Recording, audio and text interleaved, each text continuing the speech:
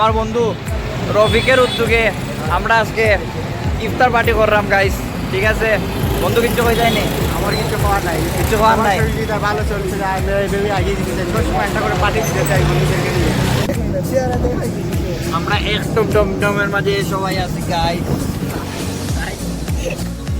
আমরা স্পটে চলে এসেছি, আরো আছে মানুষ এখানে ইফতার করতেছে।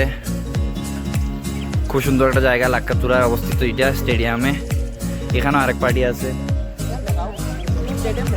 ওই যে এখানে স্টেডিয়াম, আর এই স্টেডিয়ামের সামনে আমরা এখানে।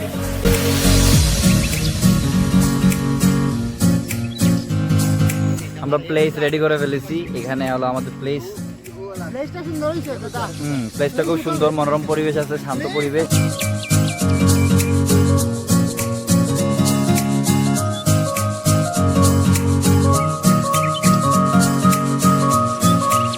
তোমার অনুভূতি শেয়ার করো।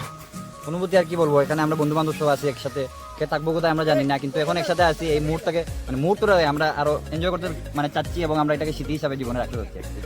এখনো আজান দেয় নাই, আমরা এখন খেয়ে ফেলতেছি। সৈকত চিয়ার্স। সাব্বির খাবা?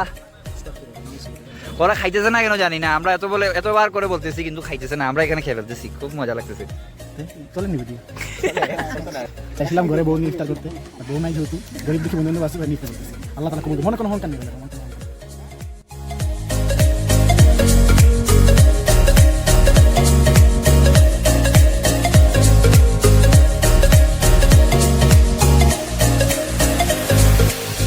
আমরা নিজ দায়িত্বে করতেছি সবকিছু। আমরা খাওয়ার বাদে পরিষ্কার করে যাব অবশ্যই।